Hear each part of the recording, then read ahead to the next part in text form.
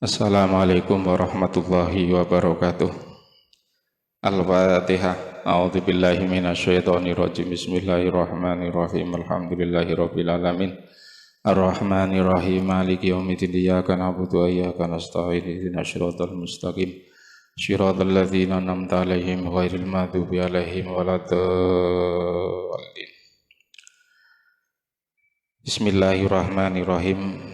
Alhamdulillahirabbil alamin wassalatu wassalamu ala asyrofil anbiya'i wal mursalin sayyidina wa maulana Muhammadin wa ala alihi wa ashabihi ajmain la haula wa la quwwata illa billahil aliyyil azim amma ba'd. Alhamdulillah, pada sore hari ini kita bisa bertemu lagi dalam kajian kitab Irsyadul Ibad yang ketiga. Mudah-mudahan bisa membawa manfaat dan bisa menambah wawasan, meningkatkan iman kita, meningkatkan daripada kedekatan kita sama Allah Subhanahu wa Ta'ala, dan mudah-mudahan kita menjadi hamba yang istiqomah. Amin Allahumma amin. Salawat serta salam semoga senantiasa terlimpahkan, tersanjungkan kepada junjungan kita Nabi Agung, Nabi besar Nabi Muhammad sallallahu alaihi wasallam. Kita akan lanjutkan kajian berikutnya setelah watuki masolah, watu tiazakah, watasuma Ramadan, watahujjal bait inistata'a ilai sabila. Qala sodakta, qala fa'ajibna lahu yas'aluhu wa yusaddiquhu. Bahwa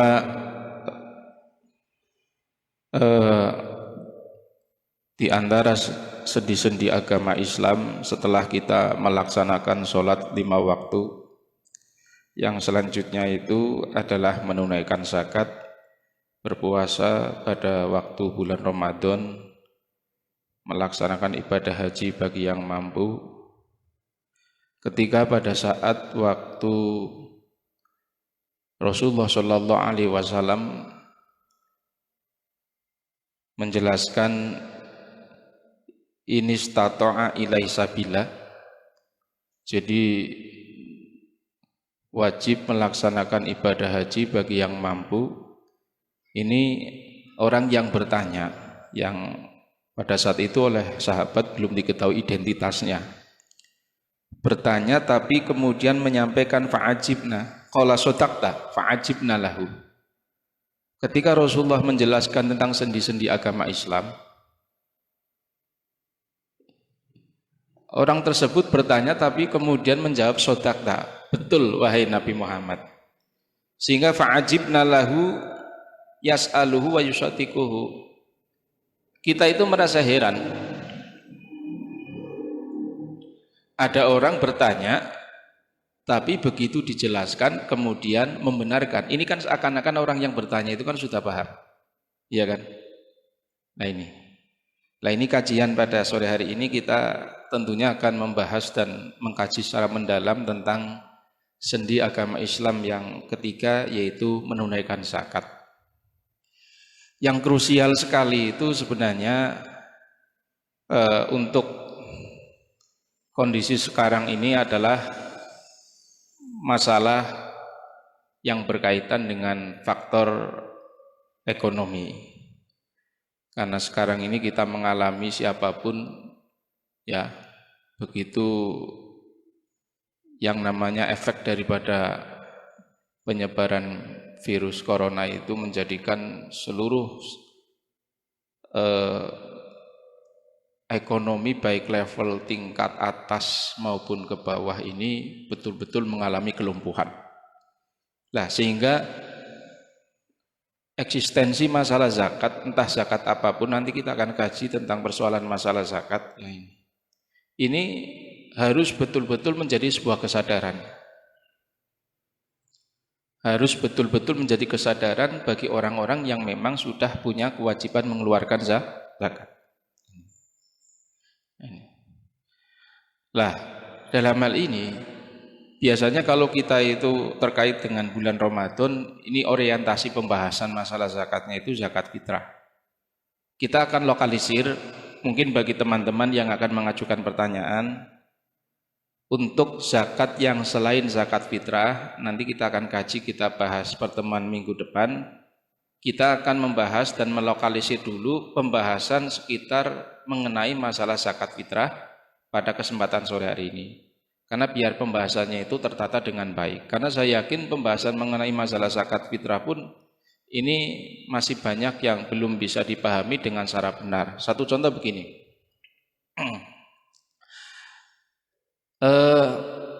Zakat fitrah ini kan zakat yang untuk membersihkan jiwa kita.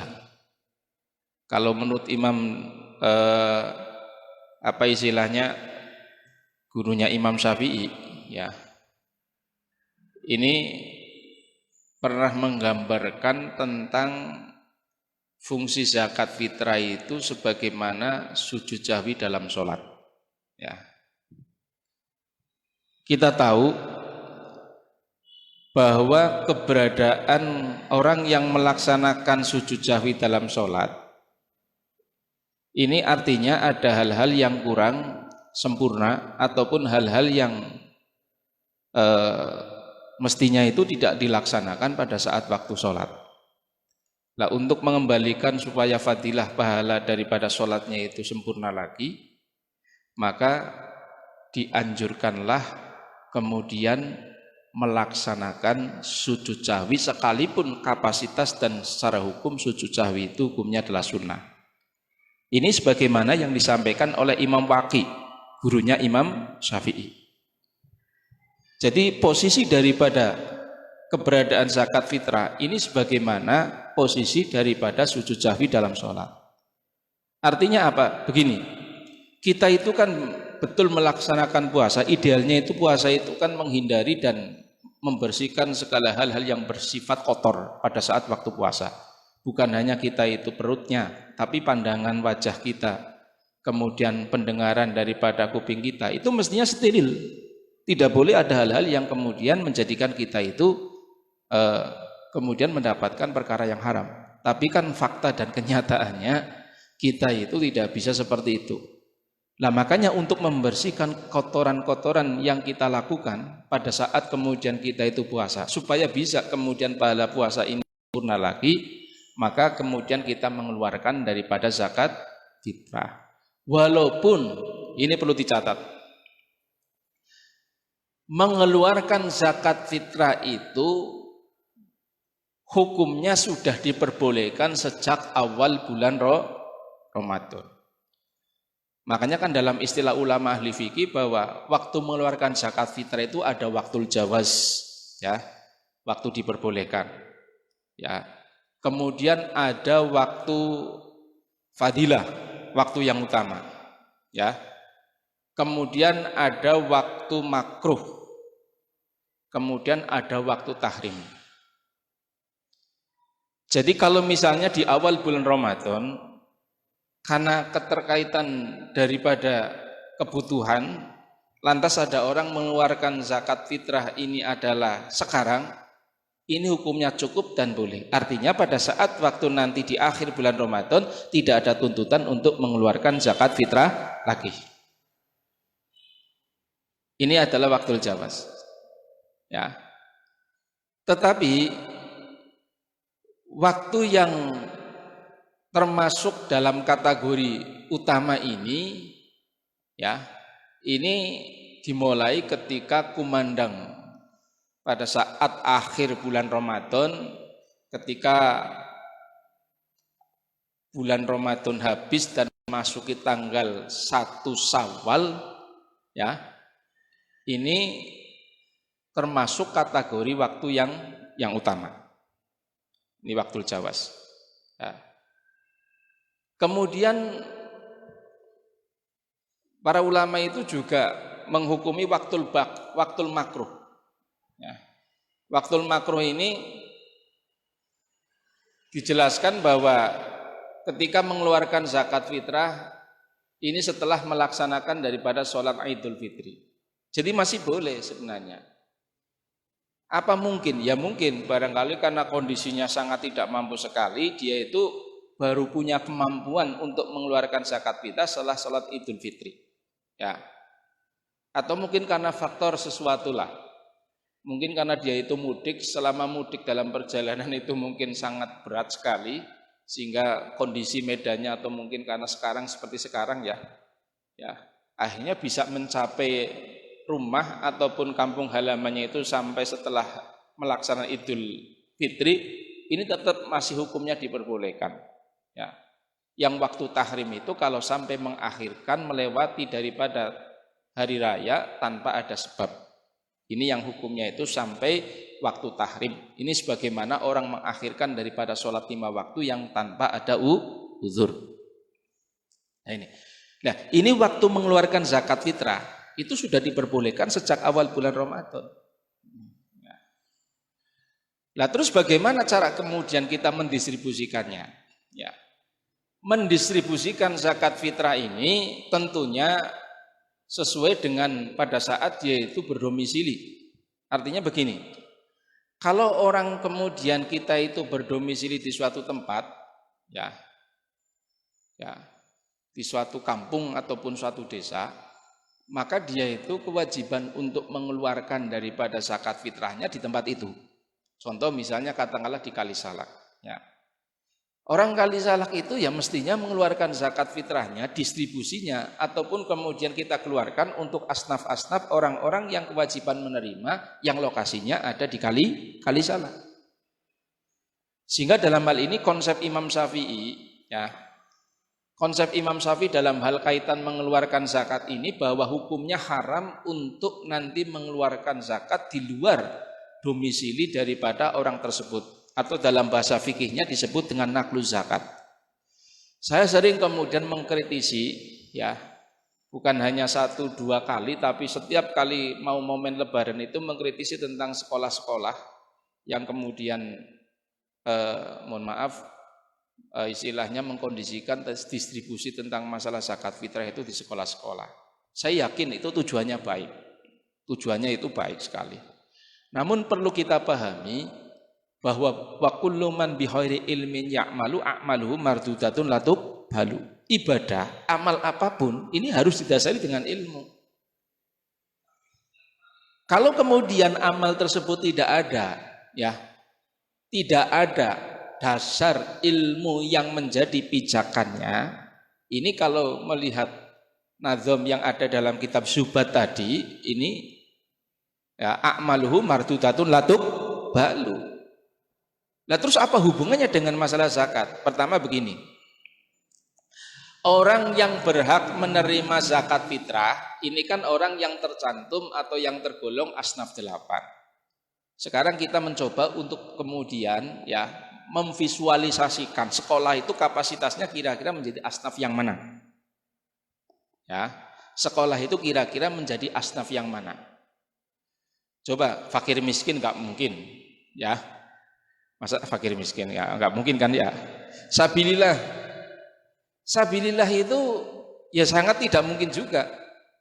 Ya artinya konteks sabila itu kan orang, kalau dulu itu kan sabila itu kan orang yang memang berjuang mengangkat senjata, berperang melawan orang kafir, kemudian tidak mendapatkan bagian gaji dari pemerintah.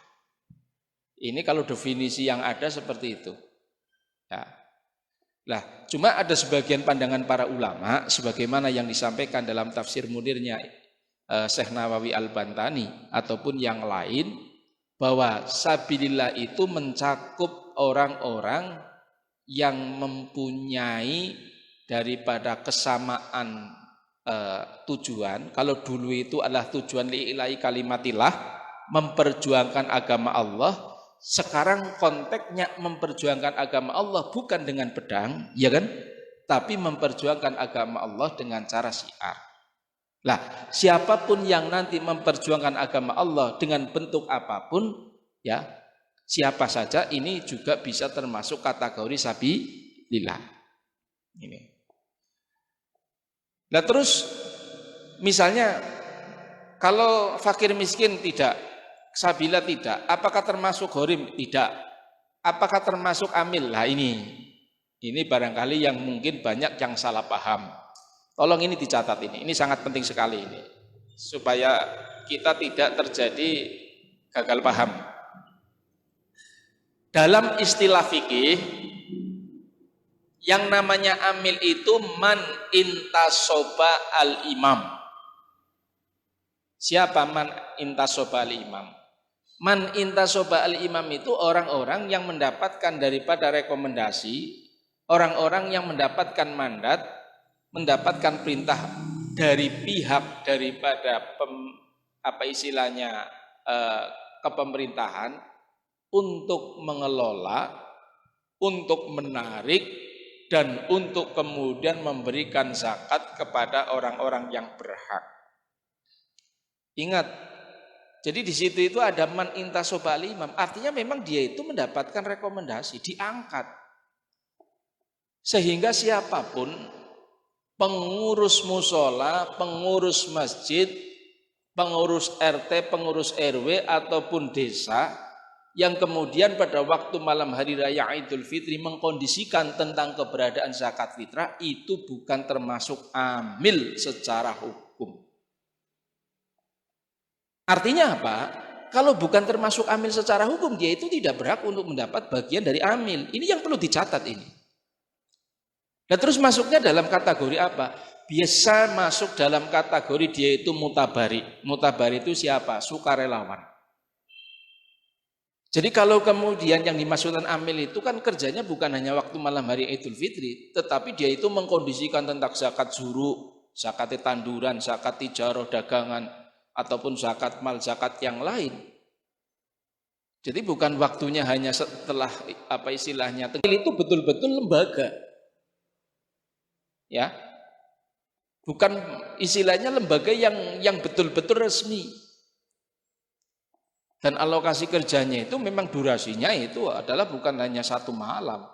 Waktu untuk kemudian dia mengelola zakat bukan hanya waktu hanya Idul Fitri, tapi zakat apapun. Ini termasuk menjadi ruang ataupun menjadi tugas daripada amil yang diperintahkan imam untuk mengelolanya. Sehingga mohon maaf sekali, barangkali yang sudah terbiasa pada saat waktu malam hari yang Idul Fitri mengadakan semacam kepanitiaan, tolong itu bukan termasuk dalam kategori amil secara hukum. Sehingga konsekuensinya jangan main-main terus mengambil bagian daripada atas nama amil. Lah terus bagian yang atas nama apa?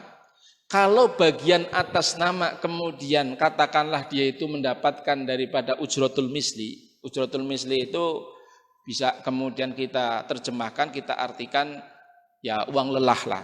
Itu hukumnya boleh. Terus mendapatkannya dari apa?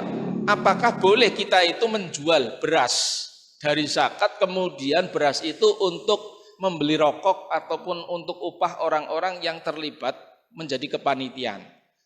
Tolong dicatat, hukumnya tidak boleh menjual belikan beras zakat untuk kepentingan apapun. Tolong catat ini. Hukumnya tidak boleh menjual beras zakat untuk kepentingan apapun. Ini kalau memang statusnya masih atas nama zakat, entah itu zakat fitrah ataupun zakat yang lain. Alasannya apa? Begini, ini perlu dipahami. Yang namanya panitia, ini dalam konsep hukum itu termasuk juga wakil. Ya. Wakil daripada pihak orang yang punya beras. Wakil dari pihak orang yang kewajiban dari mengeluarkan zakat, wakil dari masyarakat. Ini yang perlu dicatat ini. Jadi yang namanya panitia itu wakil. Ingat wewenangnya, kapasitas wakil itu tidak boleh melebihi daripada kapasitas orang yang punya beras atau mewakil. Makanya tidak boleh ya sembrono karena dia itu merasa menjadi panitia lantas kemudian ada beberapa kilo beras yang dijual untuk atas nama membayar orang-orang yang terlibat ataupun orang-orang yang berkecimpung pada waktu mengelola zakat fitrah. Ini salah. Bagaimana? Ini saya sampaikan solusinya. Kalau ini adalah zakat yang dikelola oleh musola, kalau ini zakat yang dikelola oleh masjid, bahkan masih mending, masih boleh orang tersebut mendapatkan daripada ujratul misli, uang lelah itu dari kas musola ataupun masjid. Hukumnya itu boleh. Kenapa? Ada satu aturan yang baku ini. Aturan yang baku ini. Aturan yang baku. Bahwa kas musola, kas masjid itu diperbolehkan untuk digunakan hal apapun yang menjadi daripada kemakmuran musola atau kemakmuran masjid ataupun maslahah musola atau maslahah masjid. Sehingga dalam kitab Bughiyatul Mustarsyidin, ini perlu saya jelaskan referensinya supaya tidak timbul apa istilahnya mang-mang, bahwa hukumnya boleh misalnya pada waktu setelah sholat, ya saya ambilkan contoh misalnya begini, ya setelah sholat subuh kok kemudian masjid atau takmir ataupun pengurus kadarnya kopi misalnya, menyediakan ala kadarnya bubuk ayam setelah sholat subuh, dan uangnya itu diambilkan dari kas, itu hukumnya boleh. Hukumnya boleh. Jadi apapun yang nanti berkaitan untuk kemakmuran, untuk kemaslahatan masjid, salah satu di antara kemaslahatan masjid itu kan adalah memotivasi jamaah, menyemangatkan jamaah.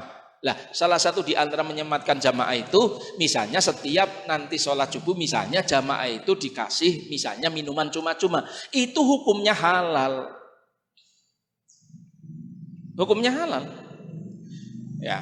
Yang tidak boleh itu begini, misalnya ada uang kas masjid yang memang oleh pihak orang yang memberi atau mutasodik, ya mutasodik itu orang yang sodakoh, itu sudah mengatakan uang ini saya berikan ke masjid tapi tolong ini untuk misalnya beli A misalnya. Ada orang misalnya katakanlah itu infak 5 juta misalnya, dan itu sudah disampaikan penggunaannya itu sudah tertentu, misalnya untuk karpet. Nah ini yang seperti itu yang memang tidak boleh dudak-udik. Jadi harus kemudian dipilah. Tapi kalau misalnya kas masjid yang sifatnya umum, hasil daripada pengumpulan orang yang infak melalui kantong-kantong ataupun melalui kotak-kotak misalnya ya kotak misalnya pas hari Jumat ataupun hari-hari biasa, maka penggunaan dan tasarufnya itu diperbolehkan asalkan ini masih dalam koridor untuk kemakmuran masjid. Salah satu di antara kemakmuran masjid itu yang saya contohkan, andaikan setiap habis sholat subuh jamaah itu diberi fasilitas minuman kopi ataupun misalnya bubur ayam, yang uangnya itu atau yang nanti dari kas masjid hukumnya halal. Makanya tadi saya katakan, kalau misalnya masjid atau musola itu mengadakan acara misalnya ya pengumpulan zakat atas nama musola atas masjid, maka diperbolehkan ujratul mislinya, ongkos daripada orang yang terlibat menjadi kepanitiaan itu diambilkan dari kas musola, diambilkan dari kas masjid, itu malah lebih boleh dibandingkan kemudian menjual beras zakat. Itu hukumnya tidak sah dan haram. Makanya begini, saya dulu pernah ditanya oleh seseorang begini, ada satu tradisi, ya, tolong ini dicatat ini penting sekali ini, ya, diperhatikan. Di kalangan kita itu kan yang namanya zakat fitrah, kalangan Nahdijin, ya, khususnya mazhab Syafi'i itu harus menggunakan makanan pokok, ya, katakanlah kalau kemudian kita itu adalah beras, ya, kita zakatnya menggunakan beras. Walaupun kalau bicara secara jujur Rasulullah tidak pernah zakat menggunakan beras. Karena di sana itu makan pokoknya adalah gandum, ya kan? Ya ini. Berjalannya waktu itu kan banyak orang yang kemudian mengeluarkan zakatnya pengen simpel, akhirnya kemudian muncul keinginan zakat menggunakan uang. Ya ini kan persoalan ini sebenarnya. Ini tolong diperhatikan. Nanti kalau ada kesempatan waktu kita mungkin bisa menerima beberapa pertanyaan. Begini. Memang kalau menurut mazhab Syafi'i bahwa hukumnya zakat fitrah menggunakan selain beras atau menggunakan uang katakanlah, hukumnya tidak sah. Catat ini. Lah kalau hukumnya tidak sah bagaimana diberikan ini bukan lagi merupakan zakat tapi sedekah biasa. Nah ini makanya kan tadi sudah saya katakan salah satu di antara yang sering kemudian mengelola seperti ini kan di lingkungan sekolah tetap ada yang beras. Nanti akan saya lanjutkan untuk masalah itu. Ini menurut yang akhirnya begini, panitia itu mensiasati tapi siasat yang salah. Jadi kalau misalnya ada orang ya mau zakat fitrah kemudian menggunakan uang, panitia bilang ya sudah gini, kan zakat fitrah tidak boleh menggunakan uang. Kamu beli beras ya ini nanti berasnya untuk zakat apa istilahnya langsung ya. Jadi dia itu beli beras zakat di lokasi itu, kemudian sekaligus berasnya dizakatkan pada saat itu pula. Ini perlu dicatat. Siasat atau mensiasat yang seperti ini maksudnya baik karena menurut Imam Madzhab Syafi'i itu hukumnya tidak boleh menggunakan selain beras. Tetapi ini salah. Saya katakan bahwa yang namanya kemudian beras zakat itu nggak boleh diperjualbelikan dan tidak punya wewenang pengurus ataupun apa mani pengurus. Wong amil baik tidak boleh menjualbelikan beras. Amil itu loh yang sah mengelola zakat. Apalagi yang sifatnya kepanitiaan. Ya ini nggak sah ini. Nah makanya solusinya begini. Kalau misalnya musola masjid mengadakan hal seperti itu dan ingin konsekuen mengikuti mazhab Syafi'i, tinggal hubungan dengan warung terdekat. Contoh misalnya musola lisan, di sana kan ada warung. Ya, misalnya katakanlah di sini itu mengelola zakat fitrah. Ini diinformasikan bagi yang mau mengeluarkan zakat yang belum ada beras, silakan beli berasnya di warung sebelah musola. Jangan panitia itu menjual beras. Ini ada dua hal. Pertama hukumnya tidak sah dan haram, dan panitia itu hukumnya dosa. Kenapa? Termasuk kategori khianat. Bayangkan.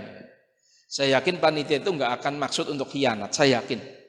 Mungkin maksudnya baik karena pengen konsisten dan konsekuen mengikuti mazhab Syafi'i yang mengatakan bahwa yang namanya selain zakat, yang namanya zakat fitrah selain daripada makanan pokok itu hukumnya tidak sah. Tapi kan bumerang, caranya salah. Caranya salah. Nah terus kalau misalnya saya mau mengikuti mazhab yang selain Imam Syafi'i, betul. Menurut mazhab Imam Abu Hanifah, memang zakat fitrah menggunakan daripada uang itu diperbolehkan. Tetapi dengan catatan standar yang digunakan itu menggunakan ukuran mazhab Imam Abu Hanifah. Kalau mazhab Syafi'i, zakat fitrah 1 sok ya, atau 4 mud ini kalau dikonversi, ini kan macam-macam memang. Kalau MUI pusat itu kan 2,5 kilo.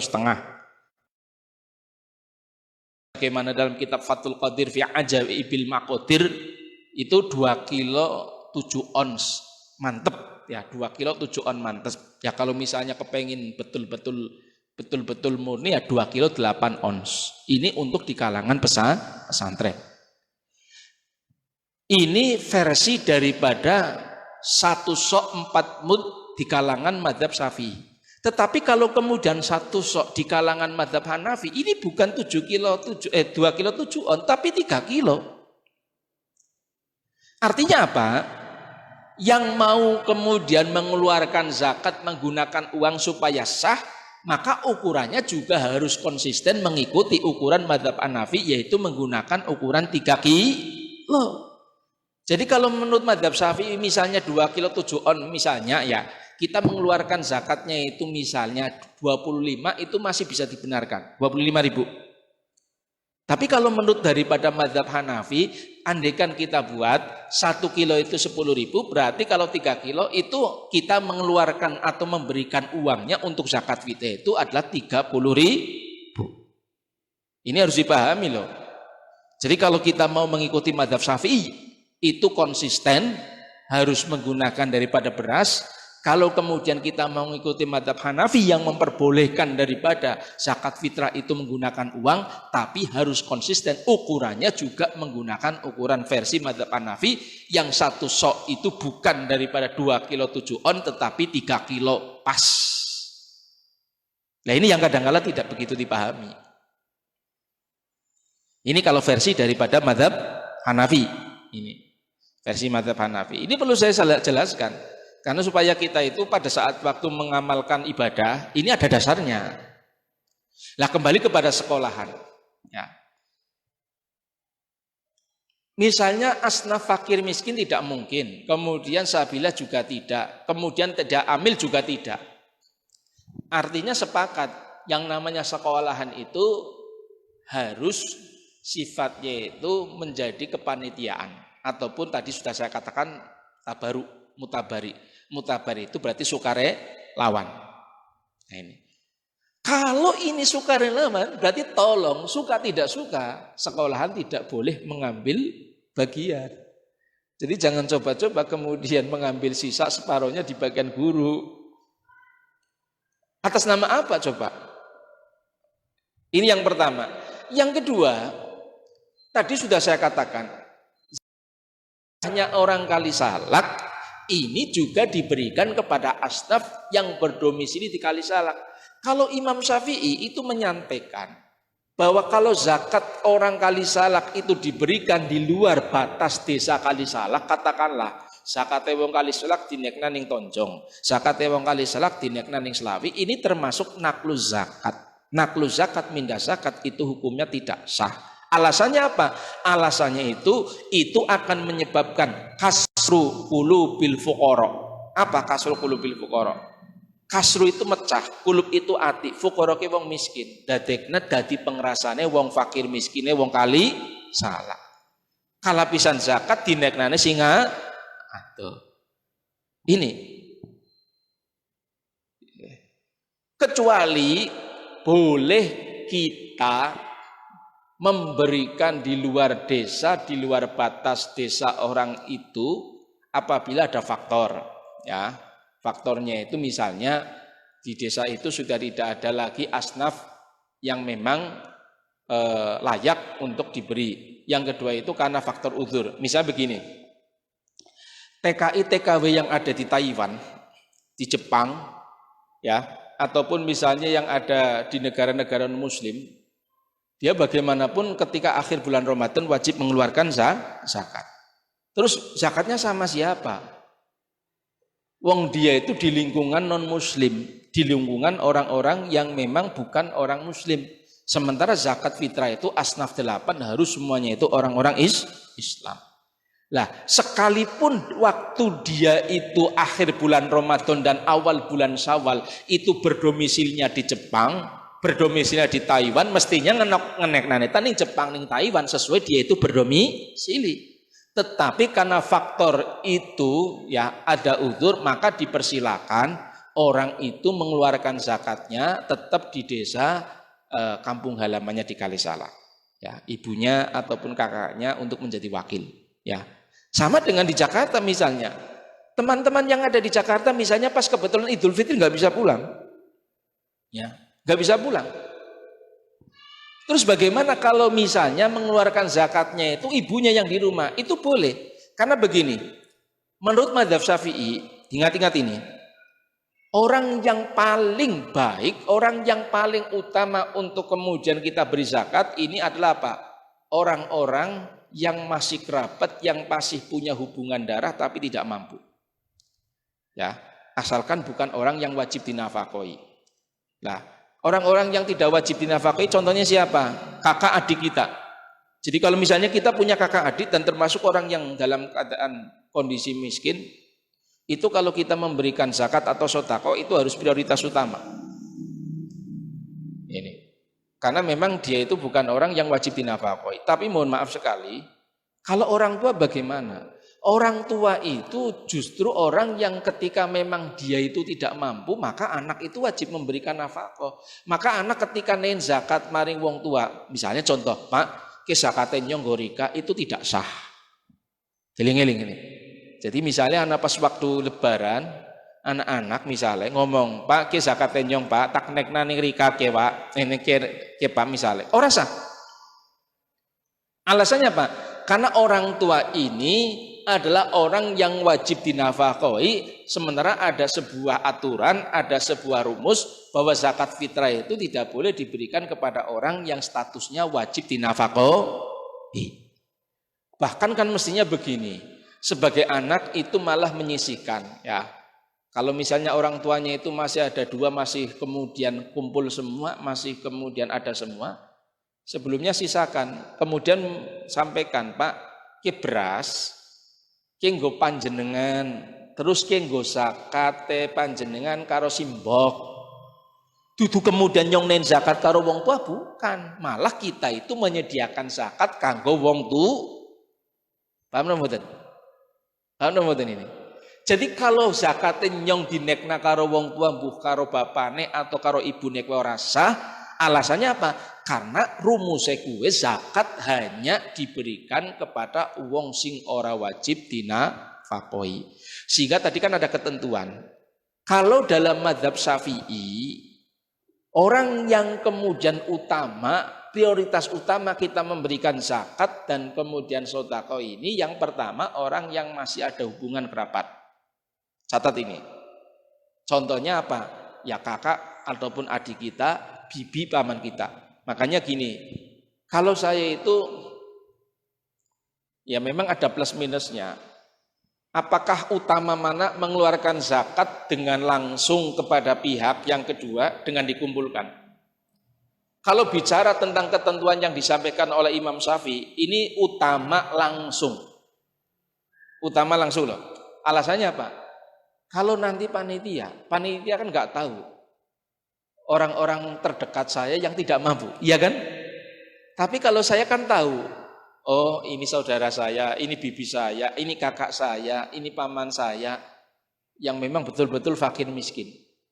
Nah sementara ada ketentuan zakat ini diberikan pertama orang yang memang masih punya hubungan kerabat. Kalau nanti seluruh zakat itu dikelola oleh panitia itu kan memberikannya acak.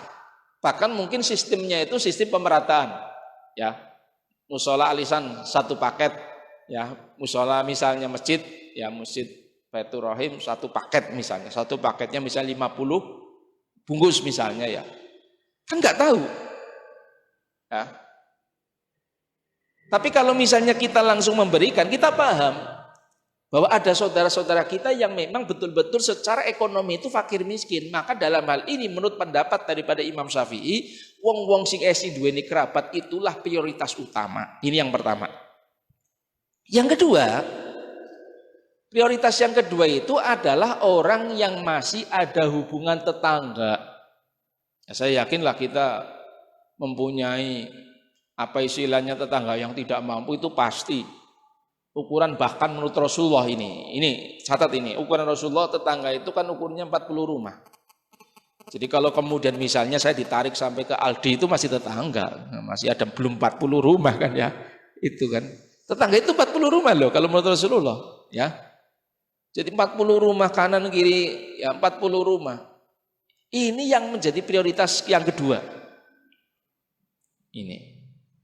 Silahkan kalau misalnya masih ada, setelah kemudian kerabat sudah tercover, tetangga sudah tercover, nah silahkan mungkin apa istilahnya kita memberikan katakanlah untuk yang dikelola oleh kepanitiaan, musola, masjid atau organisasi, silahkan.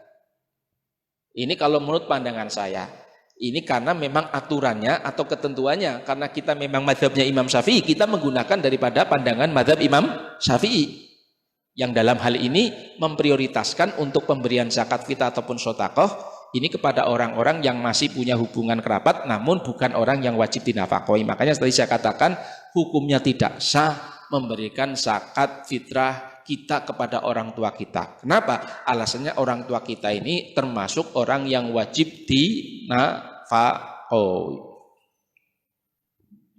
Nah ini. Nah, sehingga dari paparan-paparan yang tadi saya sampaikan, ya, keberatan ataupun kelemahan pengelolaan zakat yang ada di sekolah-sekolah itu betul-betul memang sangat terasa sekali. Karena memang betul saya yakin ada sebagian yang memang itu didistribusikan. Tapi yang kita khawatirkan ya, yang saya khawatirkan ini itu bukan semua tapi hanya sebagian. Kalau dia sebagai panitia ataupun hanya sebagai sukarelawan, ya, maka mestinya betul-betul motivasinya bukan motivasi keuntungan, tetapi memang betul-betul memang tujuannya itu karena faktor apa? Tujuannya itu betul-betul memang karena faktor perjuangan. Lah sukarelawan kan nggak ada motivasi lain, iya kan? Lah namanya sukarelawan, ayo. Kalau kemudian misalnya ada gempa bumi ya atau bencana alam kemudian sukarelawan, apa orang itu karena dibayar? Walaupun nanti misalnya ada insentif, itu kan nomor sekian, tapi yang penting dia itu terpanggil. Namanya sukarelawan seperti itu. Bahasa Arabnya mutabari. Ya. Nah, kalau sukarelawan kemudian bagiannya malah banyak itu ya keliru. Ya ini. Ini saya sampaikan itu bukan tujuan karena suka tidak suka atau like and dislike, bukan ya. Ini betul-betul ingin meluruskan. Barangkali mungkin para pendengar dan pemirsa kan ya, mungkin ada yang mendengarkan hanya ada yang melihat langsung, yang sudah mempraktekkan, tolong itu perkara yang sangat kecil tapi mohon maaf sekali ada hal-hal yang dianggap besar oleh orang yang betul-betul tidak mampu. Makanya saya kira kalau bisa janganlah ya. Kalau memang memposisikan sukarelawan ataupun tadi kepanitiaan, ya betul-betul lakukanlah sesuai dengan tujuan sukarelawan itu niatnya perjuangan, bukan karena niatnya adalah kepentingan. Ini yang dikhawatirkan itu karena ada kepentingan itu. Itu naudzubillah min dzalik. Nah ini. Nah, sehingga kaitan dengan masalah zakat fitrah tadi sudah saya sampaikan bahwa banyak hal-hal yang memang sekali lagi ini perlu kemudian kita luruskan, terutama terkait dengan tadi masalah zakat menggunakan uang, itu walaupun menggunakan madhab selain Imam Syafi'i, yaitu menggunakan madhab Hanafi boleh, tetapi harus ukuran dan takarannya juga mengikuti madhab Hanafi. Kemudian terkait dengan masalah naklu zakat, memindah zakat di luar domisili orang tersebut, hukumnya itu pada awalnya itu atau pada prinsipnya hukumnya tidak boleh, kecuali ada uzur ataupun ada hal-hal yang nanti menjadikan naklu zakat atau memindah zakat itu hukumnya adalah boleh. Oleh karena ini terkait dengan masalah daripada zakat fitrah. Nah, terus begini, barangkali yang perlu kita pahami ya, di kalangan masyarakat itu kan umumnya kalau misalnya zakat fitrah untuk keluarga ya, terus biasanya wong tua gue angger ngongkon anaknya niat kan kon ngemek berhasil ya. Mohon maaf ini nggak ada dasar dan nggak ada dalilnya. Pokoknya beras itu ukurannya wis walaupun sawaring ya, atau wis diijrah-ijrah menggunakan daripada plastik ya, kemudian diniati tanpa menyentuh, sing penting judulnya wis dipisahna, itu memang beras zakat wis dipisahna ya. Yang tidak boleh dan tidak sah ini misalnya ana waring misalnya seket, misalnya setengah kintal, sementara yang dibutuhkan untuk zakat paling 30 kilo misalnya ini. Lah yang sawaring yang esi 50 kilo kue kemudian diniati itu enggak sah. Jadi memang harus diifros dulu, harus dipisahkan antara beras yang memang untuk zakat dengan beras yang untuk tidak zakat. Ini walaupun kemudian niat tanpa kemudian menyentuh, bahkan saya belum pernah mendengar dan belum pernah melihat keterangan yang mengatakan bahwa pada waktu niat zakat ini kita harus menyentuh daripada berasnya. Artinya di sini nggak ada tuntutan. Ya.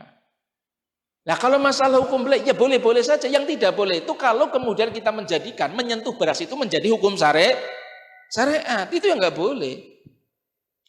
Kalau sekedar menyentuh ya nggak masalah, nggak ada larangan. Beras dewek walaupun bukan gue zakat, gitu maksudnya. Yang saya khawatirkan bukan masalah menyentuhnya, tetapi memahami dan meyakini bahwa wong niat gue kudu menyentuh beras. Ini fakta di lapangan masih banyak terjadi seperti ini. Artinya apa? Ini saya sampaikan supaya kita jangan kemudian menganggap sesuatu yang tidak disyariatkan itu menjadi syariat. Sama dengan sering saya katakan begini, takbir Idul Fitri itu sebenarnya hanya pada saat waktu mulai maghrib sampai khotib itu mau kemudian khutbah Idul Fitri. Setelah itu sudah. Artinya apa?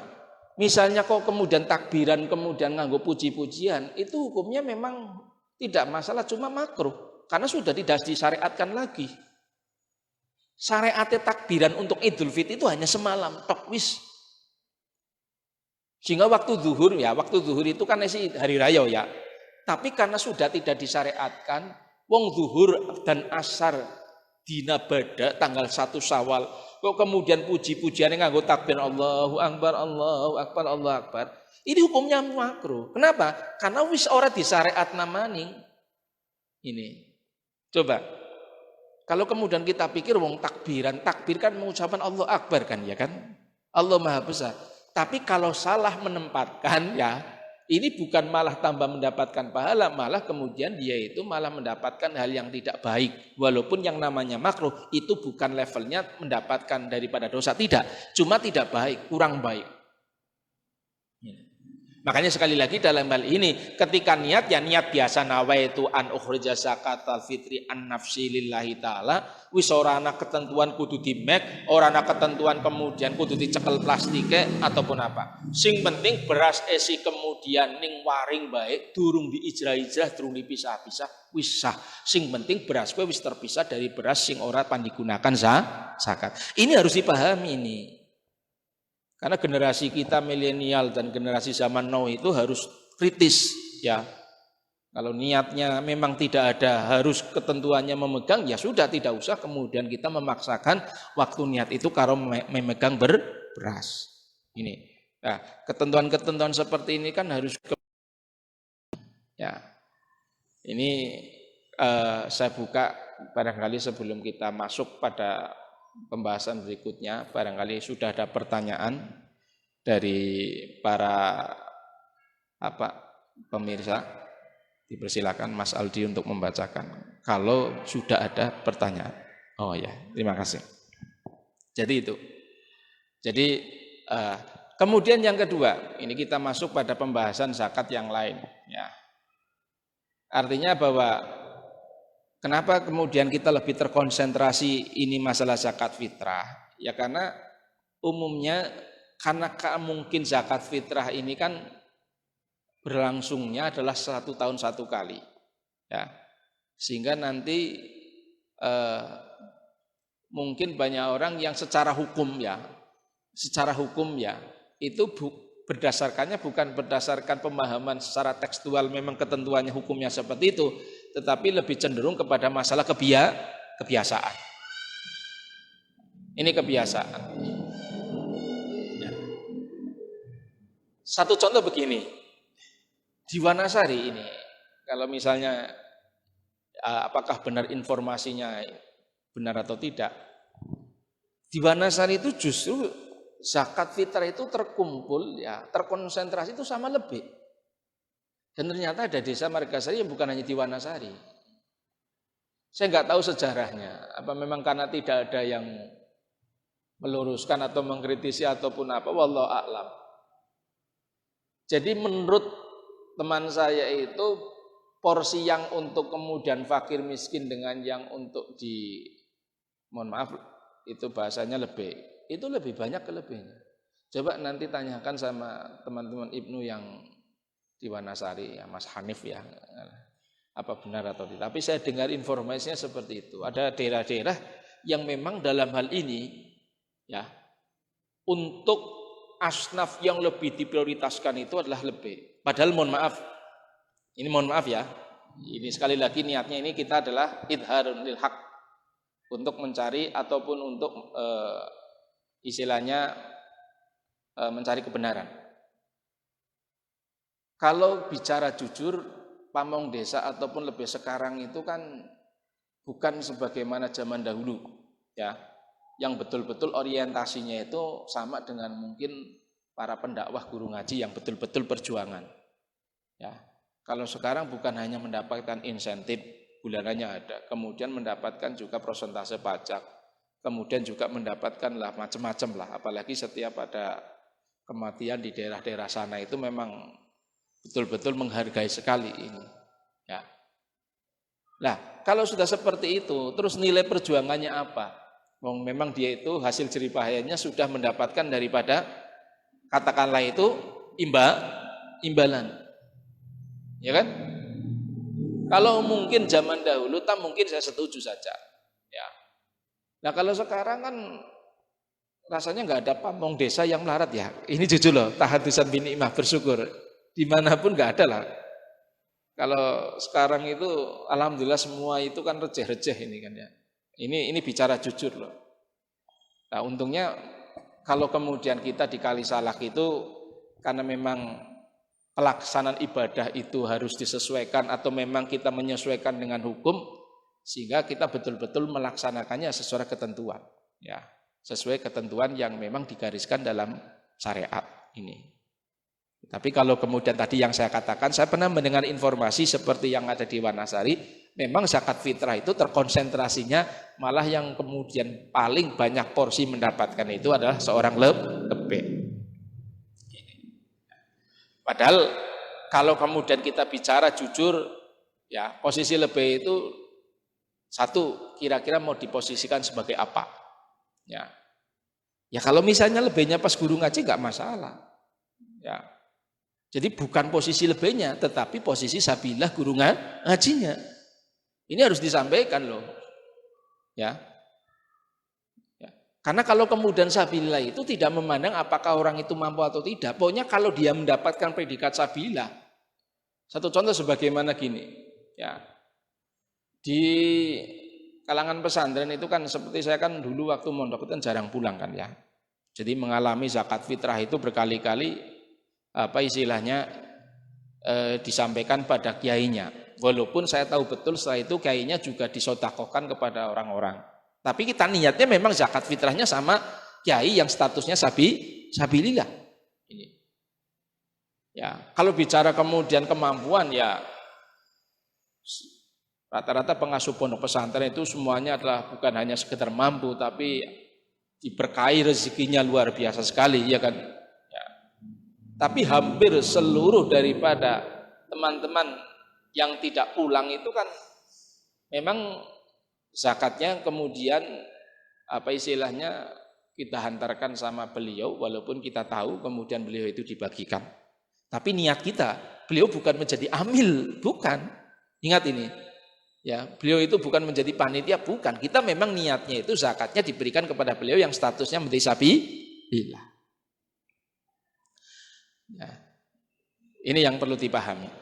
Nah, ini kita membicarakan seperti itu kan tujuannya adalah untuk meluruskan, untuk supaya yang namanya pengelolaan daripada zakat fitrah itu betul-betul sesuai dengan hukum syariat. Kita nggak punya kepentingan. Sama ketika kita mengkritisi tentang keberadaan zakat fitrah yang dikelola di sekolah, kita bukan berarti misalnya keberatan, tidak. Cuma kita itu ingin bahwa masalahnya kan nanti terkait juga dengan orang yang memberikan. Jadi kalau misalnya anak Kalisalak menekna zakatnya kemudian Islawi, kalau memang sekolah itu tidak termasuk asnaf 8, berarti nanti zakatnya bukan zakat lagi, tetapi sodakoh. Artinya apa? Kalau sodako berarti kan dia masih kewajiban untuk mengeluarkan zakat fitrah maning. Coba bayangkan. Ya, rumangsane wis ngetokna zakat fitrah, tetapi zakat fitrahnya tidak dianggap gara-gara apa? Dari kategori wong sing berhak untuk menerima zakat. Ini yang perlu kemudian kita pahami. Sehingga kenapa saya perdalam persoalan masalah zakat fitrah ini ya karena kondisi kebetulan ya Indonesia itu sekarang ya bukan hanya Indonesia termasuk pas waktu pembagian itu betul-betul sesuai dengan asnaf yang sudah ditentukan di dalam Al-Qur'an ya. Ada asnaf 8, cuma yang masih terlaku itu mulai sabilillah ya Ibnu Sabil paling ya repot. Rasanya di dunia itu nggak ada orang yang tidak hutang, iya kan? Ya rata-rata semua orang itu kemudian hutang, ya. Belum, ya. Kemudian waktu dia zakat watasuma Ramadan, ya saya kira untuk mungkin persoalan masalah apa istilahnya puasa bulan Ramadan, ya ini kita akan membahas sekedarnya.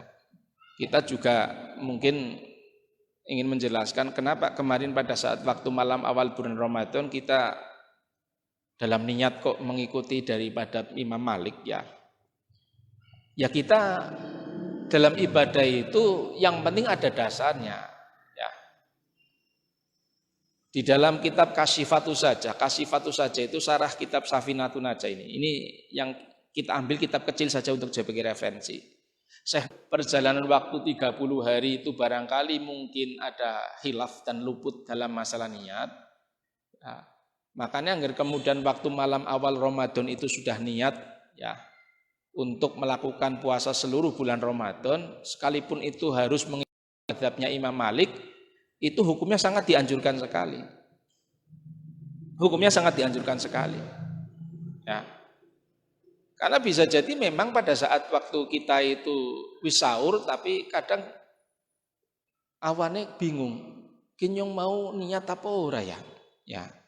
Kan banyak kasus seperti itu kan, ya. Sahur tak sahur. Tapi kadangkala dia itu tidak yakin tentang pada waktu dia sahur itu niat atau tidak. Apa maning mungkin sekarang itu banyak orang yang melakukan sholat tarawihnya di rumah, ya kan ya? Kalau orang yang kemudian melakukan sholat tarawihnya itu misalnya di musola atau masjid, barangkali masih bisa mengikuti niat ya bareng-bareng dengan imam musola imam masjid pada saat waktu di akhir sholat tarawih dan sholat witir. Jadi sekali lagi keuntungan daripada kita, kenapa kita itu bermadhab bukan hanya salah satu madhab Imam Syafi'i, tapi bermadhabnya itu madhabul arba'ah, karena memang kenyataannya kita dalam hal masalah agama tidak bisa misalnya kita itu menggunakan madhab Syafi'i karena mungkin kita itu apa istilahnya sukar ataupun berat. Nah, kalau madhab Syafi'i itu kan memang setiap malam harus niat, setiap malam harus niat. Nah dalam hal ini antisipasinya kita waktu malam awal bulan Ramadan kita niat, tapi taklid maring Imam Malik sifatnya adalah antisipasi. Bahasa wong Jawa kowe nggo jaga-jaga. Ya barangkali kalau untuk persoalan bulan Ramadan tidak begitu panjang lebar ya, karena memang ini tidak ada pertanyaan, ini hampir waktu sudah 1 jam tidak ada pertanyaan. Tapi mbok pilih pertanyaan tidak langsung tapi sudah masuk ke WA-nya Mas Aldi ya, nanti setiap pertemuan bisa Mas Aldi bacakan lah. Mungkin ada pertanyaan mungkin minggu kemarin yang belum tercover, mungkin orang mendengarkan tapi tidak sempat kemudian membuat konsep pertanyaan. Silahkan nanti untuk yang punya pertanyaan terkhusus masalah zakat fitrah, silakan nanti inbox ataupun japri sama Mas Aldi ya, nanti bisa kita jawab dan bisa kita bahas pada pertemuan minggu depan, pertemuan hari Senin ya. Untuk pertemuan ada kesalahan kehilafan mohon maaf. Ihdinas siratal mustaqim. Assalamualaikum warahmatullahi wabarakatuh.